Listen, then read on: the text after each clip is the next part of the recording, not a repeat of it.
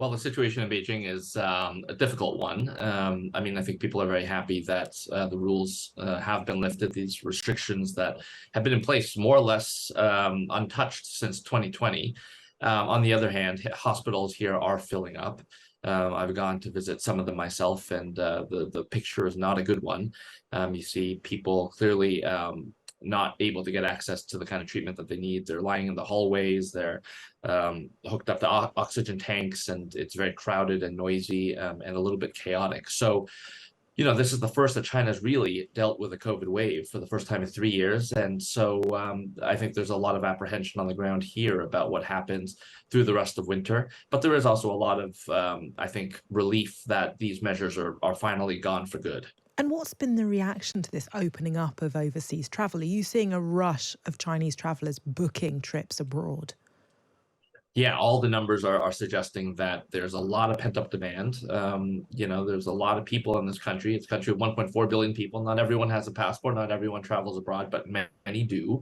And many have, had prior to COVID, been used to a lifestyle where they were able to bounce between China and other countries. And so you have a lot of people who want to do that. And there are a lot of Chinese overseas in the diaspora that are very keen to go back and see their relatives and go back to their hometowns as well. So there's a lot of this pent-up demand. And any indication at this stage of where these travellers within China want to go, given that we've already heard countries like the US, like Italy, will be imposing strict restrictions on entry to their countries, the UK, meanwhile, currently not. Is there a sense that travellers in China are rushing to book to come to the UK?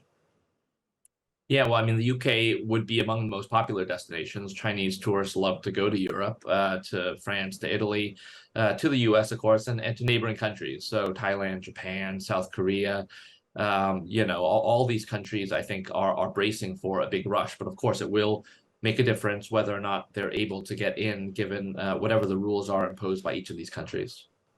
What's the feeling towards COVID at the moment, given the picture you painted of hospitals where you are? Are people still testing? Are they still quarantining?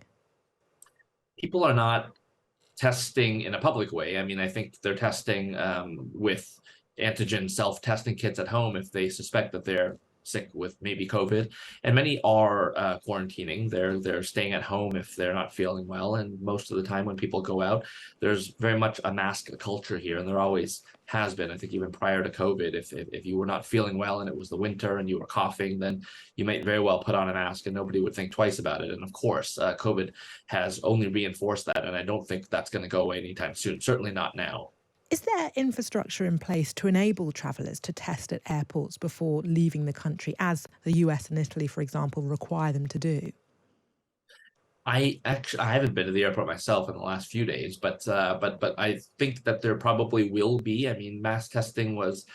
I mean, there was a time not that long ago, just 2 or 3 months ago, where I could walk out of my apartment right here and I could walk to 3, 4, 5 testing booths within a 5-minute walk of my apartment, and they were almost on every street corner. Certainly the capacity is there, and I would imagine at the airport that they would have such a facility, but I don't know for sure. How much do you feel, or of a sense do you get, that the opening up of the country is a direct result of the pressure from protesters? There's a big debate about that here among the chattering classes, talking to diplomats and other people. I mean, the bottom line is that nobody really knows, but I point to two factors that I think I would argue or perhaps as important or more important than the protests themselves. One is the economy. And I think many people, especially if you work in the service sector, especially if you require any sort of interaction with the outside world, you were getting crushed for 3 years and there was no hope because the rest of the world had all come back. But China, it seemed like there was no sign of any change. And so there was a little bit of despair economically. And then the other thing is epidemiologically. I don't know that there was anything that China could have done, even if they wanted to do it, to stop this Omicron variant, because we all know how sneaky it is and how well it can evade even the best defenses. So, I think the protests definitely played a role. It bubbled up all that dissatisfaction, economic dissatisfaction, but just sort of the sense of a loss of freedom and control. All of that, you put it together, and I think the government actually arguably almost had no choice in the matter. I think their hand was forced. That's really interesting. Just a focus back to the plans to restrict travellers from China, or at least impose some COVID restrictions on these travellers. And we are seeing some reaction on social media today, accusing particularly the US of racism here. The Chinese Foreign Ministry spokesperson Wang Wenbin says that measures should treat people from all countries equally. How widespread is that view where you are? I think there's definitely a lot of that sentiment. I think people here will say the whole world was criticizing us for locking down and not re-engaging with the world, and now we've unlocked, and now you guys don't want us here, right? So I think there's that sentiment.